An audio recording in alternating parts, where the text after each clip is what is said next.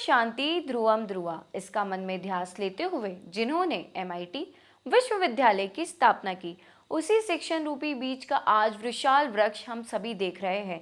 ये सब जिनकी संकल्पना से उभरा है, उनकी मेहनत, उनके तप का फल है। वो MIT शिक्षण समूह के संस्थापक अध्यक्ष, ज्ञान योगी, कर्म योगी, विश्वधर्मी प्रोफेसर डॉक्टर विश्वनाथ दा कराट सर। उनकी ही ध्येय भूमि ध्यास भूमि में आप सभी का स्वागत है। विश्व शांति संवादमाला में सभी साधकों का हार्दिक स्वागत।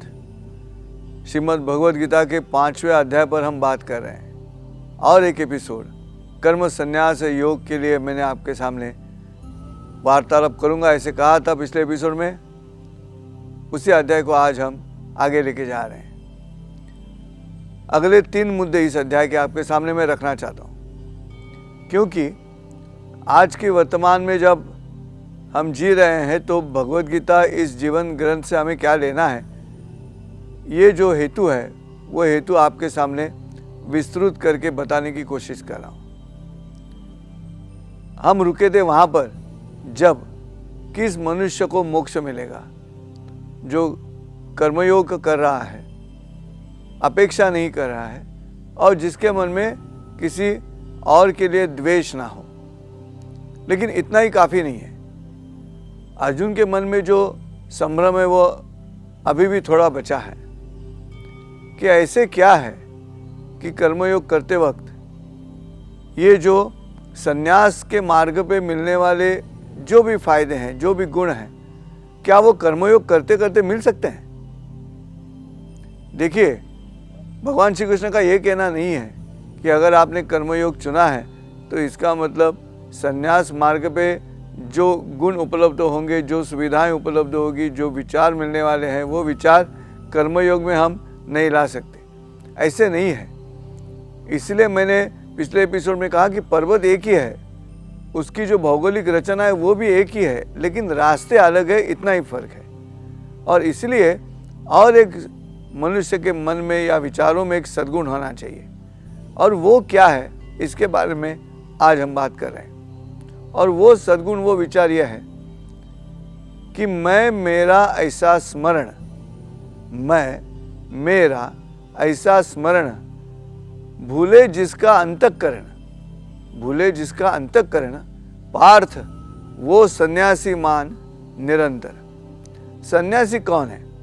तो ये तो बिल्कुल नई बात भगवान श्री कृष्ण अर्जुन से कह रहे हैं, क्योंकि कर्मयोग चुनने के बाद संन्यास मार्ग का तो कोई संबंध नहीं, ऐसे अर्जुन समझ रहा है। लेकिन कर्मयोग करते करते संन्यास की वृत्ति क्या हो सकती है, इसके बारे में इस अध्याय में भगवान श्री कृष्ण अर्जुन से कह रहे हैं। ये जो मैंने अभी 4 लाइनें आपके सामने पढ़ी, उसका मूल मराठी स्वरूप है संत तत्वज्ञ ज्ञानेश्वर महाराज के ज्ञानेश्वरी में लिखी हुई। मी माझे ऐसी आठवण विसरले जयाचे अंतःकरण, पार्था तो सन्यासी जाण निरंतर।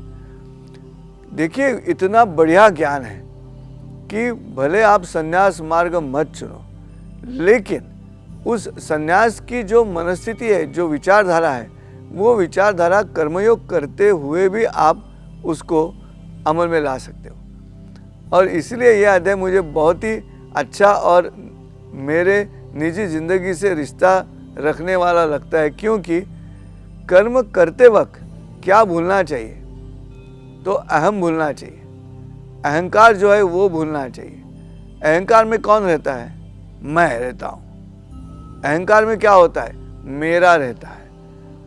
पहले अध्याय में अर्जुन यही कह रहा है ना कि ये मेरे गुरु है, ये मेरे रिश्तेदार है, ये मेरे भाई हैं, ये मेरा मेरा जो है वो क्या है? वहाँ पे अहंकार है।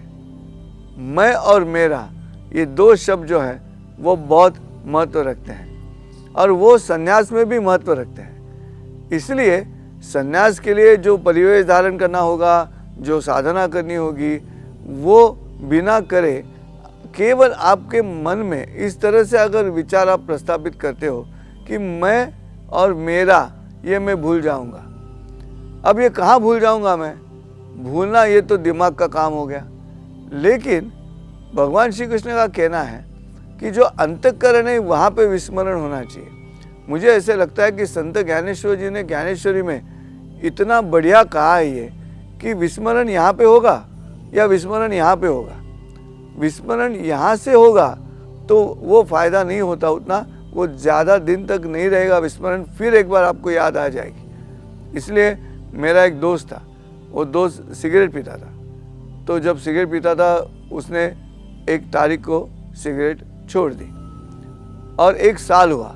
1 साल के बाद मुझे मिला तो उसने कहा, अरे 2020 में 15 फरवरी को मैंने सिगरेट बंद की थी। तब मैंने उसे कहा, आज भी तुझे अगर तारीख याद है तो मुमकिन है कि तुम वापस सिगरेट पी सकते हो। भूलना है, तुम दिमागी तौर पे कह रहे हो कि पिछले साल 15 फरवरी को मैंने सिगरेट बंद की, लेकिन आपके दिमाग में वो विस्मरण है, लेकिन उसके साथ तारीख भी है कि आप कब भूले। अंतःकरण में विस्मरण, देखिए मैं बिल्कुल सामान्य उदाहरण देके आपको समझाने की कोशिश कर रहा हूँ। यहाँ भूलना है, जैसे आज के आधुनिक युग में हम कंप्यूटर पे काम करते हैं, तो कंप्यूटर में जब कई बार ऐसे होता है कि कुछ फाइलें हैं वो डिलीट करनी पड़ती है। अब जब हम डिलीट करते हैं तो वो पूछता है कि इस रिसाइकल बिन में डाल दूँ क्या, तो वो जो फाइलें है कंप्यूटर की वो रिसाइकल बिन में जाती है और वहीं रहती है। वो वहीं इसलिए रहती है कि ताकि आगे जाके अगर आपको ऐसे लगा कि अरे हमने गलती की तो रिसाइकल बिन से आप रिस्टोर कर सकते हो। मतलब वो पूरी तरह से कंप्यूटर से गया नहीं है। फिर अगर पूरा निकालना है तो कंप्यूटर इंजीनियर आके कहता है वो रजिस्ट्री में उसका एंट्रीज है वो भी निकालना होगा। ये जो रजिस्ट्री है कंप्यूटर की, वहीं से भी अगर हमें उसे निकालना है तो इसका मतलब कंप्यूटर के अंतःकरण से भी आपने उसको डिलीट कर दिया। यही बात है, मैं आधुनिक उदाहरण देके आपको समझाने की कोशिश कर रहा हूँ कि मैं मेरा ऐसा स्मरण भूले जिसका अंतःकरण पार्थ वो सन्यासी मान निरंतर।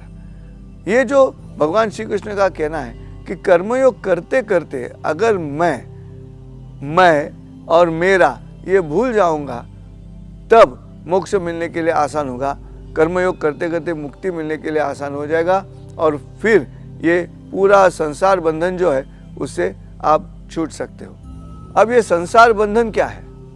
संसार बंधन में परिवार है, पत्नी है, बच्चे लोग हैं, रिश्तेदार हैं, पड़ोसी हैं, हम जिस कार्यालय में काम करते हैं वहाँ के लोग हैं। मुझे ऐसा लगता है कि इन सभी लोगों की वजह से मैं और मेरा तैयार होता है, और ये मैं और मेरा अगर मन से निकाल दिया जाएगा कर्मयोग करते करते, ऐसे नहीं है कि संन्यास ले लो और इन सभी लोगों से दूर चले जाओ, ये नहीं है। यहाँ पे ध्यान में रखिएगा, वहीं रहते हुए जैसे कमल पत्र रहता है, जैसे कमल पत्र पानी में रहेगा लेकिन गीला नहीं होगा, ये क्या है? भूले जिसका अंतःकरण।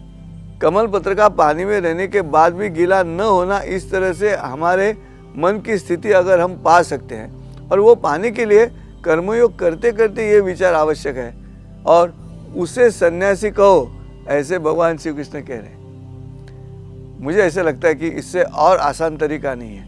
मतलब कर्मयोग भी करना है, प्रकृति गुण जो आपका है, निर्धारित कर्म जो आपका है वो तो करना है। नियत कर्म करने के पश्चात उसका फल तो आपके सामने आएगा, लेकिन फल की अपेक्षा तो नहीं की थी, लेकिन फल रहेगा सामने। और वो होने के बाद भी अपेक्षा नहीं की है, ये जो मनस्थिति है, उस मनस्थिति से और एक हिस्सा हमें निकालना होगा, और वो है मैं और मेरा। तो ऐसे ही मैं आशा करती हूँ इस बात से मिली हुई सीख और इस भाग से मिले हुए ज्ञान आप अपने जीवन में अवश्य अमल करेंगे। तो ऐसे ही मिलेगी विश्व शांति संवाद माला के अगले भाग में एक नए विषय के साथ। तब तक के लिए नमस्कार।